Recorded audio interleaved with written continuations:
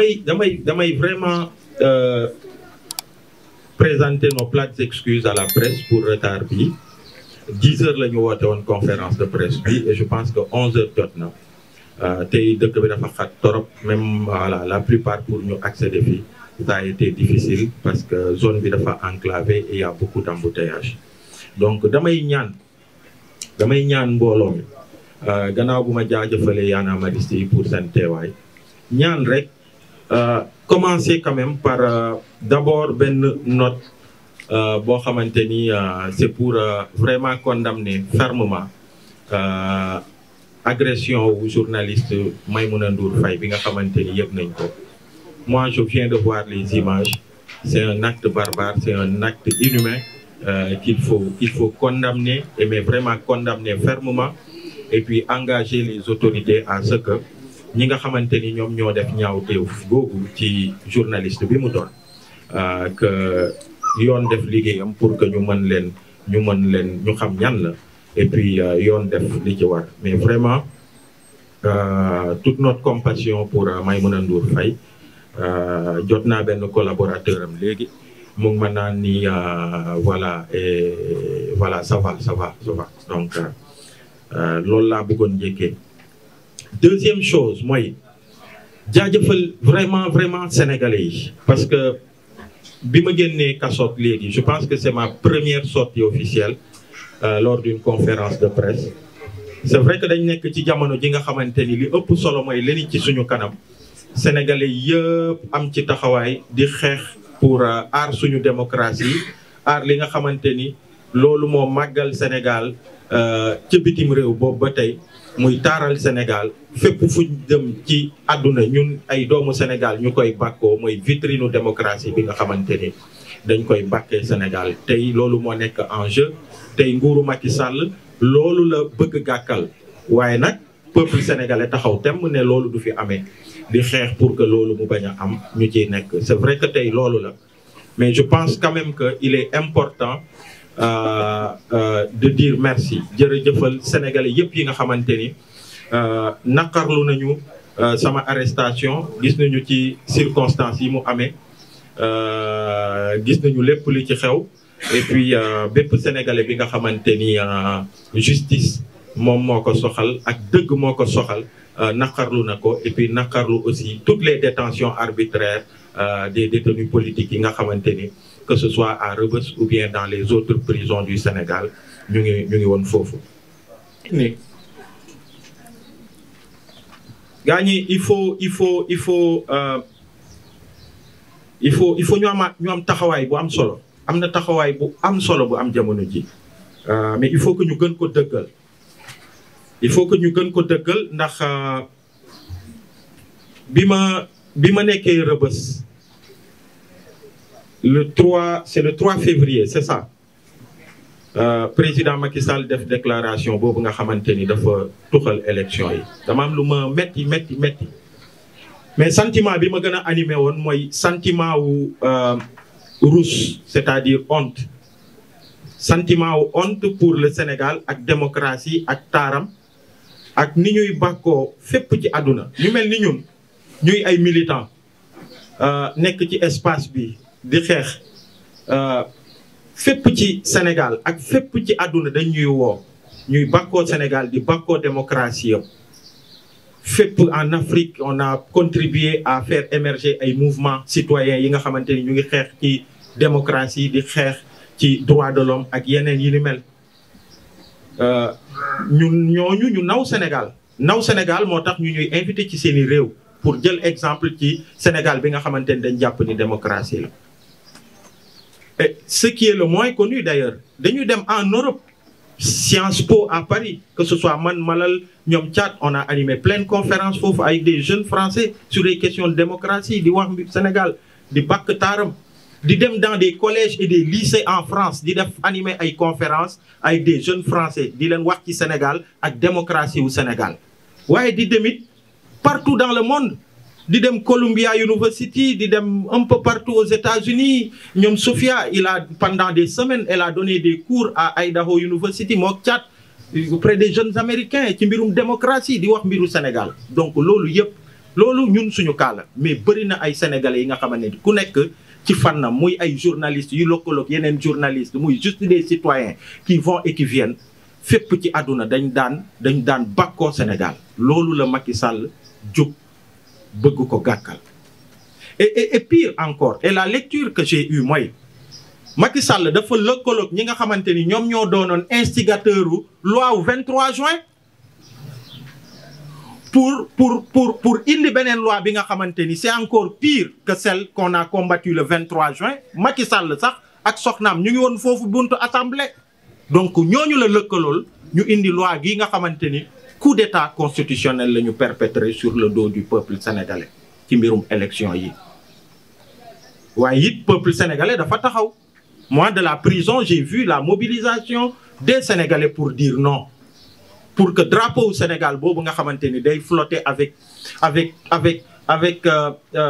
avec vraiment toute la fierté qu'il y a que ñu sauver ko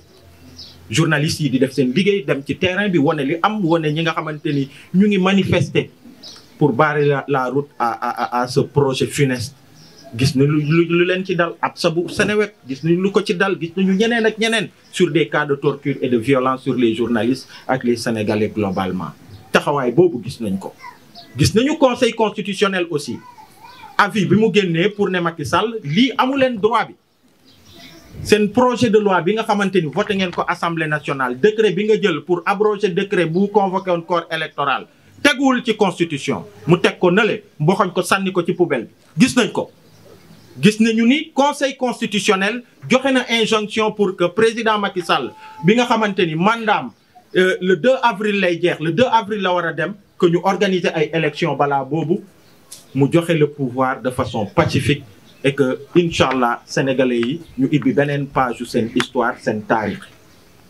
mais gis nañu malheureusement en réponse li xew gis nañu li xew et c'est pourquoi il faut saluer d'ailleurs initiative bi nga xamante ni jug na démb nekkuñu fa woon ñu ngi doon waajal conférence de presse bi mais gis nañu ni parce que bokkoon na ci man des aspects yoo xamante ni quand même daan naa ko regretter de loin mooy de voir toutes ces forces engagées mais dispersées vendredi passé xawma samedi passé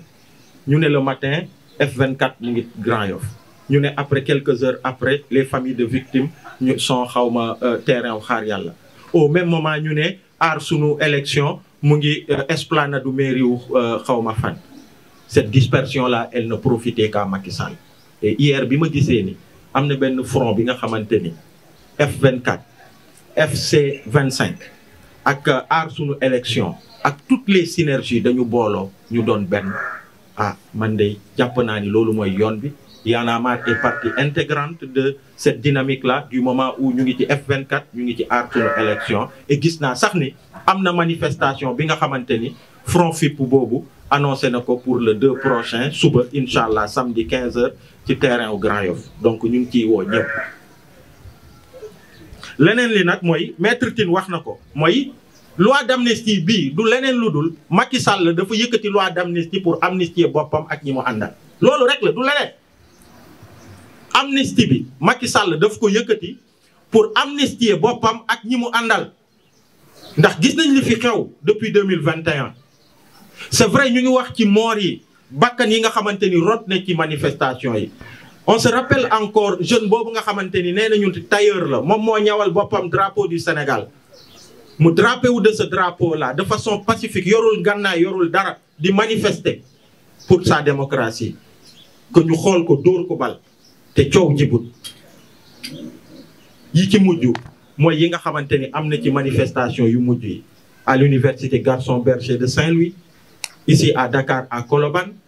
et puis à Ziguinchor encore donc c'est près d'une centaine de morts de 2021 à maintenant tous des manifestants waxatuma nag mbirum ñi nga xamante ni ils sont handicapés à jamais am na ñi nga xamante ni ay woy laagole la ñu léegi seeni tànk prothèse la seeni loxo prothèse la ñenn ñi c'est des borgnes seeni bët dafa tuuru ñooñu à jamais loolu en fait ay mandarga la yi nga xamante ni dañ koy soxaale di ko dundaale à jamais ci seen giiru dund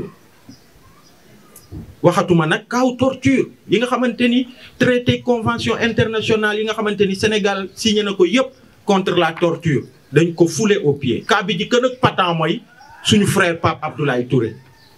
c'est là Pape Abdoulaye moom la ñu xam sax mais man tey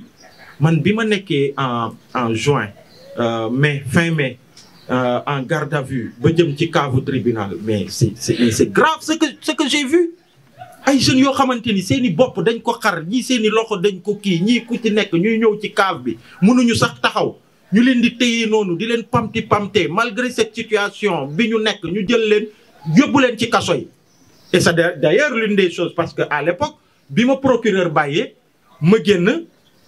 parce que bi ma dégloo gis ni